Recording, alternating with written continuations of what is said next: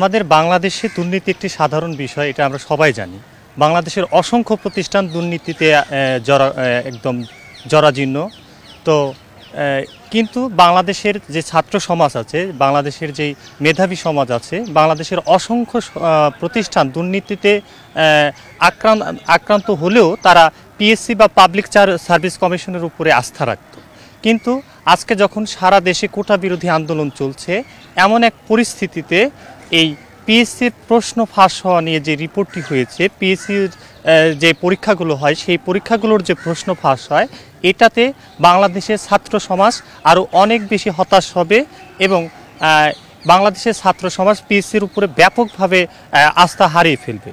এবং দেশের ছাত্র সমাজ দেশের এই পিএসসির মতো প্রতিষ্ঠান যখন প্রশ্ন ফাঁসে আটকাতে না পারে, তখন দেশের ছাত্র সমাজ এই বাংলাদেশের কোনো প্রতিষ্ঠানের উপরে আর সেইভাবে আস্থা রাখতে পারবে না বলে আমার বিশ্বাস। এবং তারা বর্তমানে আমরা জানি যে অভিবাসনের সংখ্যা বেড়ে যাচ্ছে, তারা বহির্মুখী হতে শুরু করবে এবং এটা দেশের ছাত্র সমাজকে ব্যাপকভাবে একটা হতাশার মধ্যে ফেলে দিবে। অবগত আছি আমাদের বাংলাদেশে যে ছাত্র সমাজ, তারা একটা চলমান একটি আন্দোলনে তারা আন্দোলন করতেছে, যেটা কোটা বিরোধী আন্দোলন। আমরা দেখতেছি যে স্বাধীনতা 53 বছর পরে আইসা এরকম 56% সরকারি চাকরিতে 56% কোটা থাকার কোনো মানে হয় না। এবং এই আন্দোলন চলমান অবস্থায় আমরা গতকাল রাত্রে বা গতকাল সন্ধ্যায় যে একটা নিউজ পাইলাম যে আমাদের বাংলাদেশের একটি সাংবিধানিক প্রতিষ্ঠান, পিএসসির মতো একটা প্রতিষ্ঠান, যেখানে আমাদের ঢাকা বিশ্ববিদ্যালয় সহ পুরো বাংলাদেশ ছাত্র সমাজের একমাত্র আশার একটা অবস্থা ছিল, যেটা হচ্ছে আমাদের পিএসসি সাংবিধানিক প্রতিষ্ঠান। কিন্তু সেই পিএসসি কর্তৃক আমরা যে একটা নিউজ পাইলাম যে বিগত 33তম বিসিএস থেকে 46তম বিসিএস পর্যন্ত যতগুলো ক্যাডার আর নন ক্যাডার পরীক্ষা হয়েছে, প্রত্যেকটা পরীক্ষা নাকি প্রশ্ন ফাঁসের অভিযোগ উঠেছে।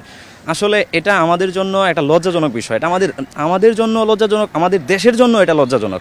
আমরা যারা প্রত্যন্ত অঞ্চল থেকে ঢাকা বিশ্ববিদ্যালয়ে পড়াশোনা করতে আসছি, আমাদের এখন একমাত্র একটা জায়গা ছিল যেটা আমরা বিশ্বাস করতাম, এবং আমাদের সিনিয়ররা, আমাদের টিচাররা পর্যন্ত আমাদেরকে এভাবে বলেছিল যে বিসিএস একমাত্র ফেয়ারলি নিয়োগ হয় এবং এখানে কোনো ধরনের কোটা ছিল না। 2018 সালে যেহেতু বাতিল হয়েছিল, এবং এখানে কোনো ধরনের প্রশ্ন ফাঁসের কোনো অভিযোগ নাই বা বিভিন্ন ধরনের এটা একটা চ্যালেঞ্জ, বিভিন্ন ধরনের যে অপবাদ থাকে, এই অপবাদ মুক্ত একটা প্রতিষ্ঠান ছিল।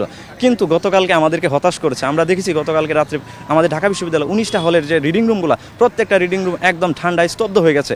শিক্ষার্থীরা হতাশায় কালকে রাত্রে ঘুমাইছে। এবং আমরা এটাও দেখছি যে ম্যাক্সিমাম শিক্ষার্থী যাদের ক্যাপাবিলিটি আছে, তারা অনেকেই সিদ্ধান্ত নিয়ে নিছে তারা দেশ ছেড়ে চলে যাবে। এটা কিন্তু আমাদের জন্য একটা ব্রেন ড্রেন, আমাদের রাষ্ট্রের জন্য এটা খুবই বড় ধরনের একটা ভয়াবহ অবস্থা সৃষ্টি করবে। কারণ একটা রাষ্ট্রকে এগিয়ে নেওয়ার জন্য ওই রাষ্ট্রের মেধাবী শিক্ষার্থীদের কোনো বিকল্প নাই। আর এখানে বর্তমান আমাদের স্বাধীনতা 53 বছর পরে আসে আমরা যেটা দেখতেছি, এখানে মেধার বিকল্প হিসাবে বিভিন্ন ধরনের কোটার সিস্টেম করে রাখছে। আচ্ছা, কোটা রাখছে, কিন্তু তাদের একটা বৈষম্যমূলক কোটা থাকার কোনো মানে হয় না। এখানে একটা নির্দিষ্ট একটা সীমা থাকা উচিত। যাই হোক, আমরা এখন পিএসসির প্রতি আমরা আকুল আবেদন থাকবে এরকম যে এই পিএসসি কর্তৃক যে সকল নিয়োগ পরীক্ষায় এই দুর্নীতিগুলো হয়েছে, প্রশ্ন ফাঁসের অভিযোগ উঠেছে, যারা এই প্রশ্ন ফাঁস করে যারা বিভিন্ন চাকরিতে নিয়োগ হয়েছে তাদেরকে শাস্তির আওতাভুক্ত করা লাগবে।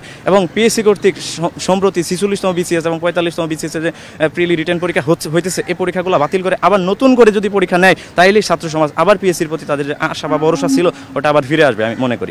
যারা প্রশ্ন ফাঁসে জড়িত তাদেরকে সম্মুখভাবে সারা বাংলাদেশের যাতে একটা দৃষ্টনীয় হয়ে থাকে যে তাদেরকে এমন একটা শাস্তির আওতায় নিয়ে আসা উচিত, যাতে পরবর্তীতে কোনো অফিসার বলেন বা পিএসসি রিলেটেড কোনো ধরনের যারা কর্মকর্তা কর্মচারী, তাদের পরবর্তীতে এই ধরনের কোনো ধরনের অভিযোগে বা অপকর্মে লিপ্ত না হয়, সেই ধরনের একটা ব্যবস্থা তাদেরকে অবশ্যই নেওয়া উচিত। হাজার লক্ষ লক্ষ শিক্ষার্থীদের যে আশার ভরসা ছিল পিএসসি, তারা মনে করতো পিএসসি মনে হয় স্বচ্ছভাবে পরীক্ষাগুলো নিয়ে থাকে। কিন্তু গতকাল যে প্রশ্ন ফাঁস হয়েছে, এই প্রশ্ন ফাঁসের মধ্যে পিএসসি চেয়ারম্যান তার দায় এড়িয়ে গিয়েছেন। তিনি বলছেন তিনি এই বিষয়ে কিছুই জানেন না। এই বিষয়ে আমরা আসলেই হতাশ। আমরা হাজার হাজার শিক্ষার্থী দিন রাত পড়ালেখা করে যে হতাশ হয়েছি, এই হতাশার যে দৃষ্টান্ত, এই দৃষ্টান্ত আমরা ভুলে যেতে পারি না। পিএসসিকে অবশ্যই এই যে প্রশ্ন ফাঁস হয়েছে, এই প্রশ্ন ফাঁসের মাধ্যমে যারা চাকরিতে জয়েন করেছে তাদেরকে বাতিল করে, এবং পিএসসি বোর্ডকেও যারা এই প্রশ্ন ফাঁসের সাথে জড়িত তাদের বাতিল করে অনতিবিলম্বে এর দৃষ্টান্তমূলক শাস্তি গ্রহণ করা হোক। এবং সাথে সাথে এই পর্যন্ত প্রশ্ন ফাঁসের মাধ্যমে যতগুলো পরীক্ষা হয়েছে সকল পরীক্ষা বাতিল করা হোক, পিএসসি বোর্ডকেও বাতিল করা হোক বলে আমি মনে করি। ধন্যবাদ। দেখতে পেয়েছি যে বিসিএস সহ অন্যান্য যেসব নিয়োগ পরীক্ষা পিএসসি নিয়ন্ত্রণ করে, সেগুলোতে প্রশ্ন ফাঁসের মতো অভিযোগ এসেছে এবং তার সত্যতাও আমরা পেয়েছি। এখন পিএসসির চেয়ারম্যান সাহেব যদি এইটা অস্বীকার করে, আসলে তার দায়িত্বশীলতার জায়গা থেকে এটা অস্বীকার করার কোনো সুযোগ নাই। যেহেতু তিনি পিএসসির চেয়ারম্যান, সেক্ষেত্রে তিনি এই ধরনের গাফিলতি কোনোভাবেই অস্বীকার করতে পারেন না, এবং আমরা অবিলম্বে তার পদত্যাগ দাবি করছি, এবং 45-46 সহ যেসব পরীক্ষায় দুর্নীতি হয়েছে সেই সব পরীক্ষা বাতিল করে পুনরায় আমরা পিলির দাবি করতেছি। পিএসসির প্রতি আমাদের আগের যে আস্থা ছিল, যতদিন পর্যন্ত আমরা না জানতাম, সেই আস্থাটুকু এখন আর রইল না। সর্বশেষ আমাদের জায়গায় ছিল পিএসসি, আস্থার জায়গা, সেই জায়গা এখন আর থাকলো না।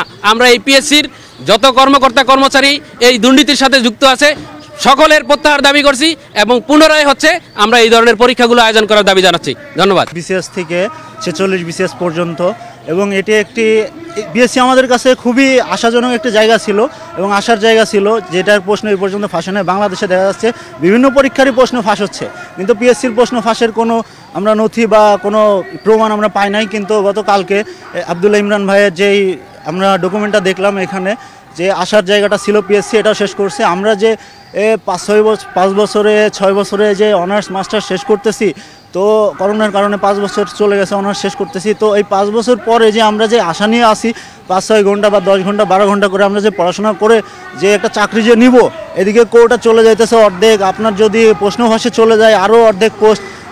46তম বিসিএসে দেখা যাচ্ছে 489টা পোস্ট জেনারেলদের জন্য, তার মধ্যে আপনি কোটা যদি ধরেন কোটা চলে যাবে 250 মতো, আর আপনি যদি দুর্নীতি 100 চলে যায়, তাহলে জেনারেলদের জন্য থাকে আপনার মাত্র 100 বা 150টা পোস্ট থাকে।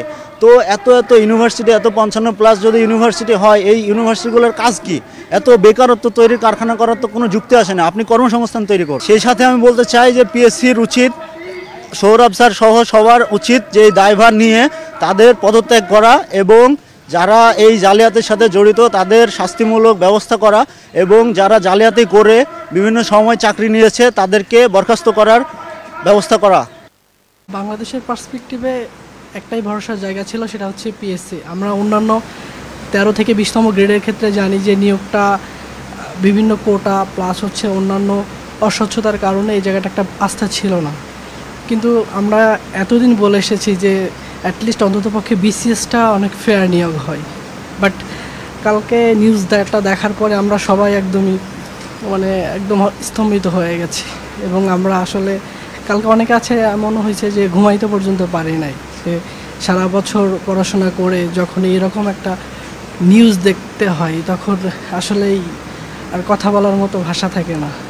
যে আমাদের একটা রুজির যে জায়গাটা এবং একটা ভরসার জায়গাটা, আমরা চাচ্ছি যে সরকার অন্ততপক্ষে আমাদেরকে যে জায়গাটা স্বচ্ছ এবং যারা বাংলাদেশকে আগামীতে লিড দিবে, সেই জায়গাটায় যদি এরকম একটা নিউজ আমরা দেখি, তো এটা আসলে বলার ভাষাটা থাকে না।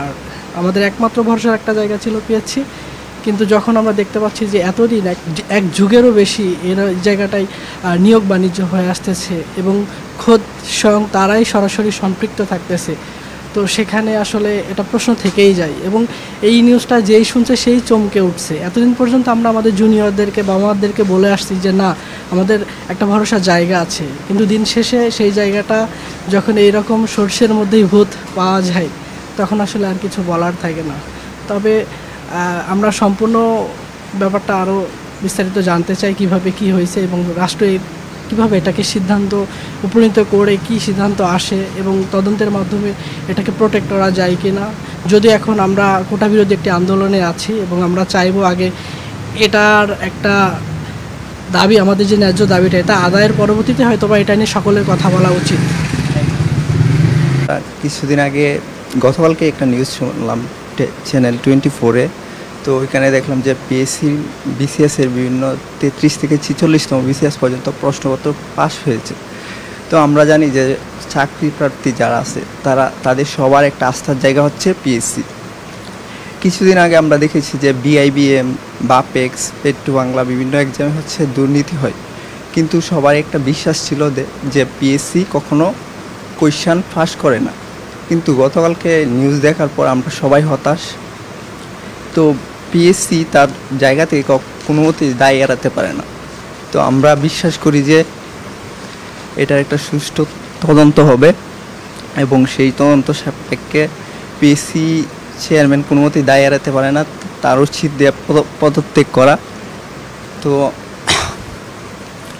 আমরা আসলে হতাশ যে এতদিন পড়াশোনা করতেছি টেবিলে, তো পড়াশোনা করেও দেখলাম যে আমরা যারা পড়াশোনা করতেছি তাদের চাকরি হবে না, অথচ যারা পড়াশোনা করে না টাকার জুড়ে বা কোটার জুড়ে, জানেন আপনারা কোটা আন্দোলন চলতেছে, তো আমাদের তো টাকাও নাই আবার হচ্ছে কোটাও নাই, তো আমরা আসলে হতাশ।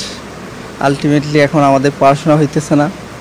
তো আমার এই জায়গা থেকে বলতে চাই যে পিএসসি চেয়ারম্যানের উচিত সঠিক তদন্ত করে তার যারা আছে প্রশ্নপত্র ফাঁসের সাথে জড়িত তাদের দৃষ্টান্তমূলক শাস্তি দেওয়া এবং পিএসসি চেয়ারম্যানের পদত্যাগ করা। কারণ কিভাবে ওনার আন্ডারে থেকে এতগুলো বিসিএসের কোয়েশ্চেন ফাঁস হয়ে গেছে অথচ তারা কিছুই বলতে পারে না, এবং পিএসসির ঊর্ধ্বতন কর্মকর্তারা এর সাথে জড়িত আছে। তো আমরা গতকালকে দেখলাম, তো আমরা এটার সুষ্ঠু তদন্ত চাই এবং বাকি যে বিসিএসগুলো পেন্ডিং অবস্থায় আছে ওগুলো কি হবে এটার একটা সঠিক সিদ্ধান্ত নিয়ে আসা উচিত বলে আমি মনে করি।